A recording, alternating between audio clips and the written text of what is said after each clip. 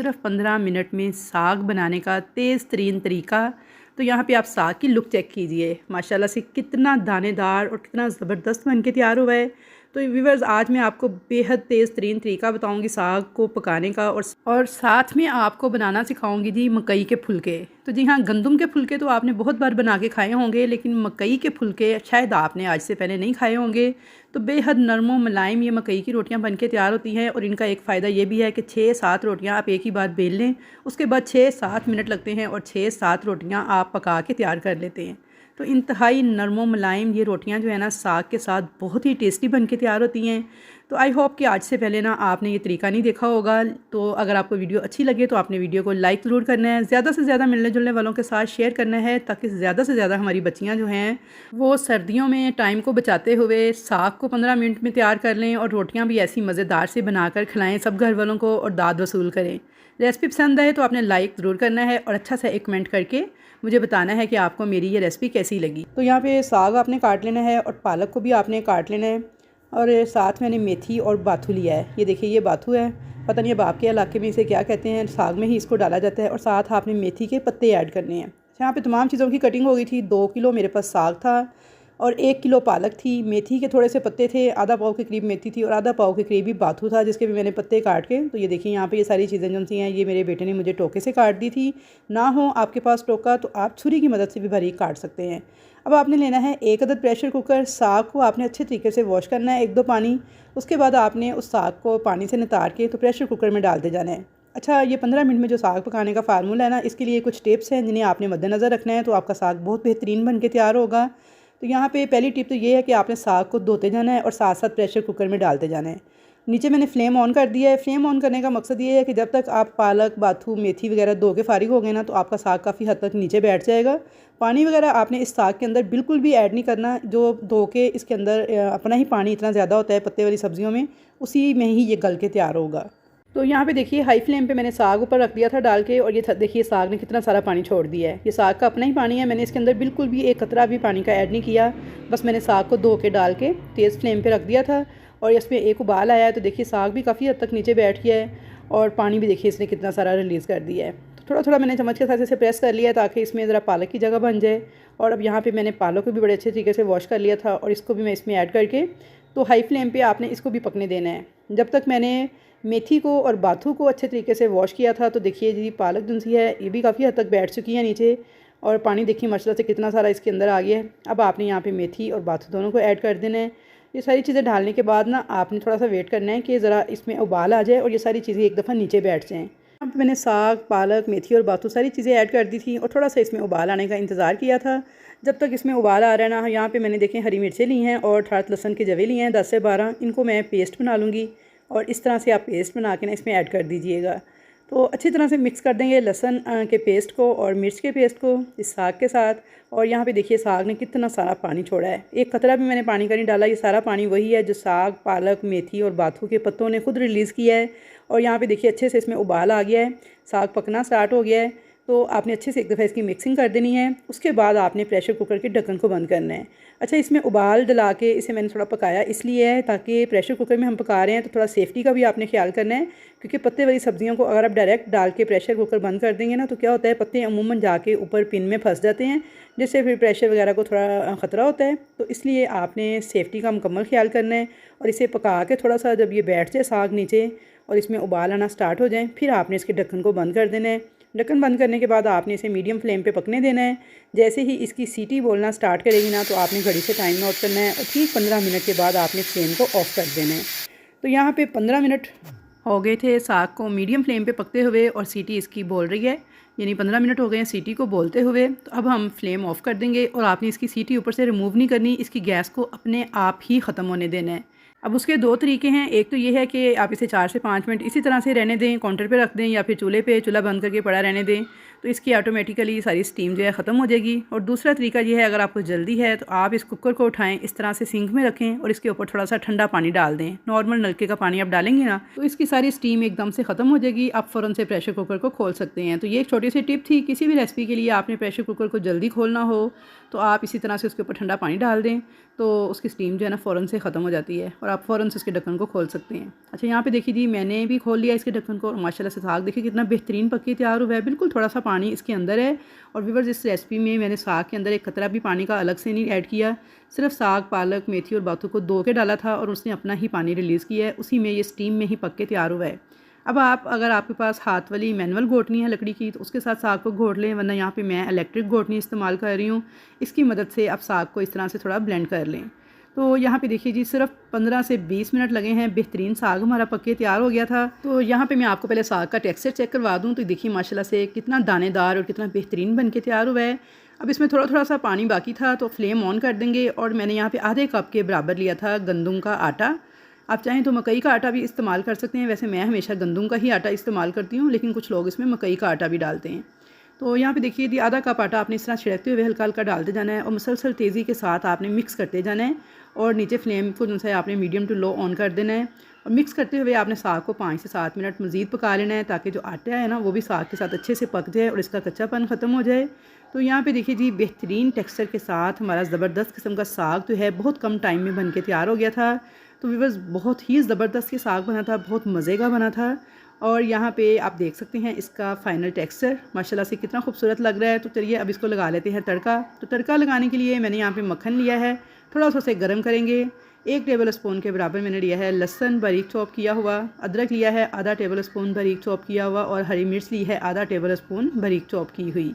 1 teaspoon मैंने इसके अंदर कसूरी मेथी शामिल की है, जो कि मैंने घर पे ही खुशक की हुई है।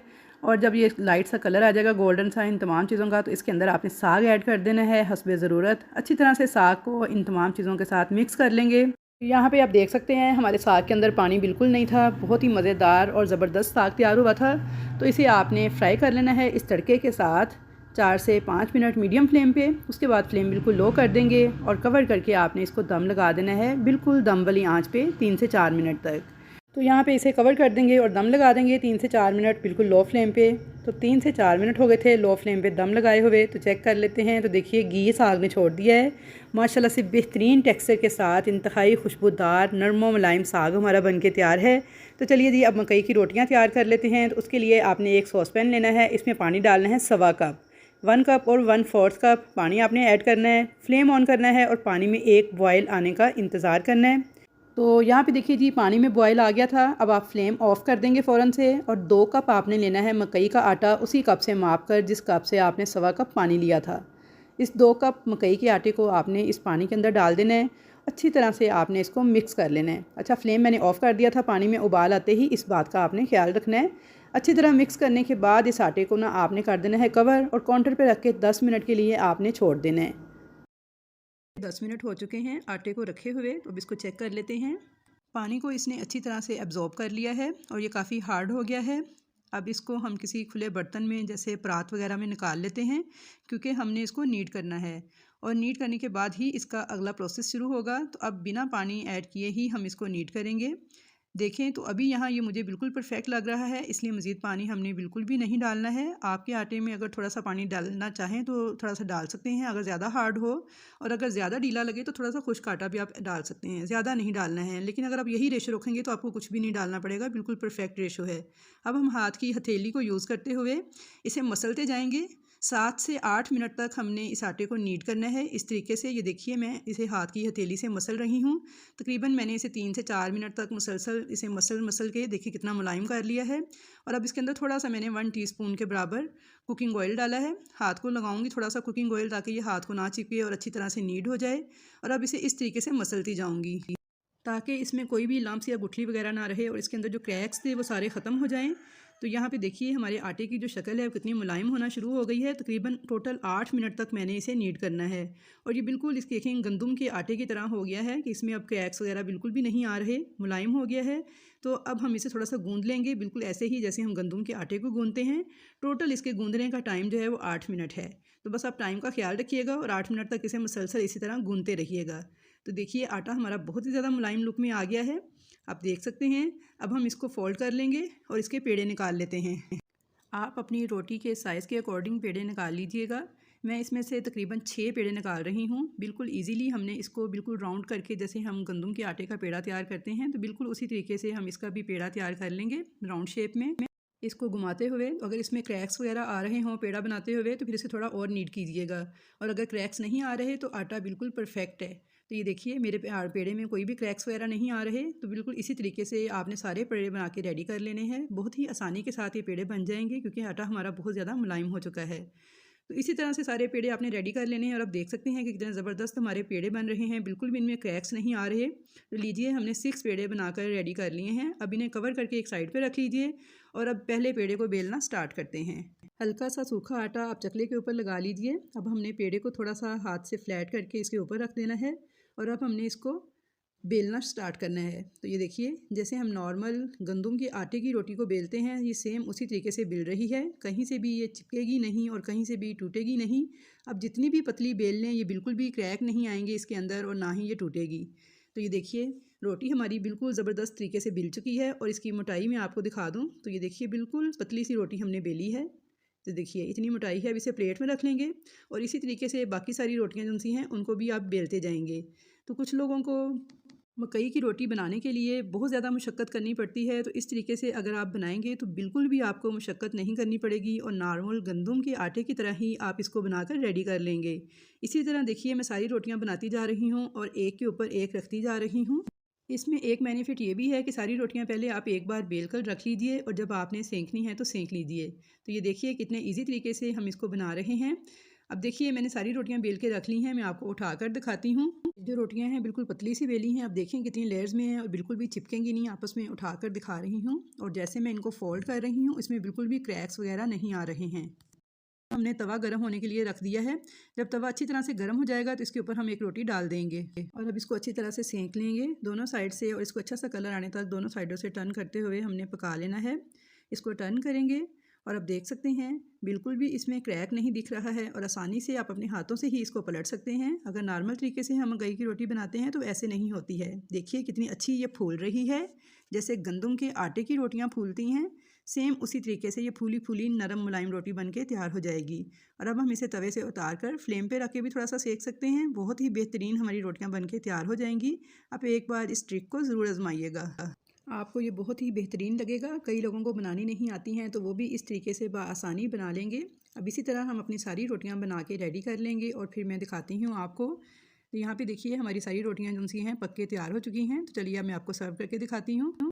आज हम मकई की रोटी को सर्व करेंगे सरसों के साग के साथ, क्योंकि इसका कॉम्बिनेशन होता ही सरसों के साग के साथ है। तो यहाँ पर इसके अंदर डाल देते हैं थोड़ा सा देसी घी। फिर देखिएगा इसका मज़ा डबल हो जाएगा। थोड़ा सा देसी घी हम रोटियों को भी लगा लेंगे। तो यहाँ पे देखिए बहुत ही नरम मुलायम और ज़बरदस्त किस्म की हमारी मकई की रोटियाँ बनके तैयार हो चुकी हैं। अभी मैं आपको दिखाती हूँ कि ये कितनी सॉफ्ट बनके तैयार हुई हैं। तो यहाँ पे मैंने सारी रोटियों को देसी घी लगा लिया है। कई बार हम पॉलीथीन पर बनाते हैं, कई लोग ऐसे ही गोल बनाते हैं, लेकिन आप इस तरीके को आजमा कर देखिएगा तो आपको बहुत ही अच्छा लगेगा। बहुत ही सॉफ्ट सी रोटियां बनके तैयार हुई हैं। देखिए अगर आप इनको कुछ देर पहले बना के रख भी देते हैं तो ये कड़क नहीं होंगी, इसी तरह सॉफ्ट ही रहेंगी। तो आई होप व्यूअर्स कि आपको मेरी आज की ये वीडियो बहुत ज़्यादा पसंद आई होगी। वीडियो पसंद आए तो लाइक और शेयर ज़रूर कीजिएगा। चैनल पर नए हैं तो सब्सक्राइब कीजिएगा। तो आप मुझे किस कंट्री से, किस सिटी से वॉच कर रहे हैं ज़रूर कमेंट्स बॉक्स में बताइएगा। तो इंशाल्लाह ताला मिलूंगी नेक्स्ट नई अच्छी रेसिपीज़ के साथ। तब तक के लिए मुझे दीजिए इजाज़त। अल्लाह हाफिज़।